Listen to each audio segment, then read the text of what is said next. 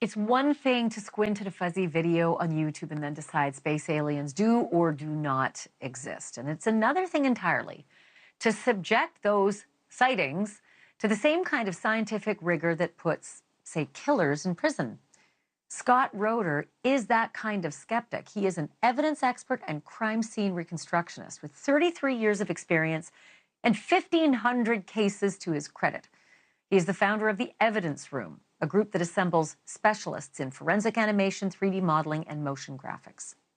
He took a close look at the video that was recorded by that family in Las Vegas, and he applied his technology to try to debunk it.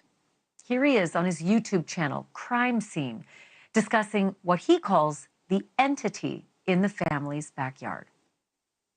We can take a video and look at whether or not there is an artificial artifact added to it or not. And in this case, we can definitively say, to a degree of scientific certainty, that this entity, this thing in the video, is there in the physical reality in which the Kenmore family is also there. Like, this is so critical because you can clearly see through the slots in the fence that there is a leg motion moving from the right to the left side of the screen. And clearly it is behind there. So this isn't just like a head floating in space. This is a head of that is somehow that does not have full opacity, that the opacity of the head of the shadow is only at about 33% opacity versus a normal shadow, which would be at 100% opacity, or an object in the screen, which is at 100%. And this isn't anything that you did. It's just what you were able to determine, that this shadow being, or this being in the shadows, possibly creating its own shadow or smoky filter or cloaking technique, is not only cloaking itself from the people there, but cloaking itself from the camera itself, in that it's minimizing our ability to identify pixels inside of that shadow. I'm joined now by UFO expert Ben Hansen. He's a former federal agent and now the host of UFO Witness on Discovery Plus. Ben, it's great to have you on the program tonight again. So, I mean, your reaction to what, Scott Roeder did with his analytics, the shadow that you saw that was behind the fence as well as way above the fence. I guess your reaction to all of that. Well, thanks, Ashley. Yeah, I'm excited because it took a while, I think, for anyone to get a copy of the raw video. I don't personally have it, but I'm glad that Scott has done this. I don't detect anything overt as a red flag that I would say that made me suspect that it was edited. So I concur with him on that. And it also appears that there is some sort of shadow that's present behind the slats of the fence, which he pointed out. And then you have kind of a head, it looks like, at the top of the fence. Where I kind of feel it might be a jump is people online then started to say, well, this is evidence of a cloaking creature of some sort. There is a lot going on in the video. If you look, there's 2 or 3 different light sources.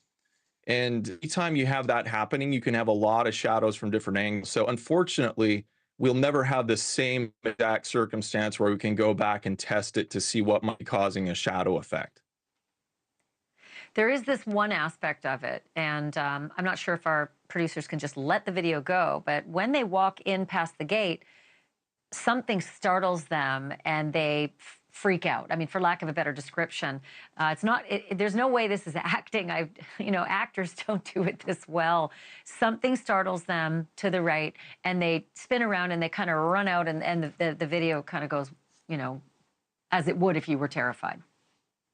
It does, and I think that is genuine. If you look, I think they're looking at something towards the back of the yard, and something spooks them. Where I feel that it might be a little bit of, I don't know, call it forensic gymnastics, is to say that it was caused by this thing off to the right, because as you can see right there, that shadow appears on top of the fence, but he's not looking to the right. If this was some sort of entity that was like 3 feet away from him, I think that's what would really scare anybody. So that's where you have these theories that people are saying, well, it's partially cloaked, it's fully cloaked, didn't want to be seen, but only the video picked it up. So I don't know about that. I think just based on the video, though, it's great that we have verification that it's not been edited. I know you talk about confirmation bias as well. Explain to the audience if how you think that might be working its way into this as an alternative theory. Well, if you think about it and go back to the original, the whole background of what just preceded this is you had this really bright object that streaked across the sky, right? And I do believe that that now is a meteoroid, and it may have nothing to do with the family's actual sighting. They believe they saw a light come down to their backyard. There was a lot of light and commotion, noise, and so when they went out to the backyard, they're already adrenaline's pumping. They're hypersensitive to sights and sounds. I'm in no way suggesting that they made anything up, but perception can be skewed now that this is something out of this world we're out to see in our backyard. And then anything that might have a combination of shadows or sights they're not used to, it can be amplified in your visual perception. And that's just a suggestion, but I do feel the witnesses are being credible as far as describing what they saw.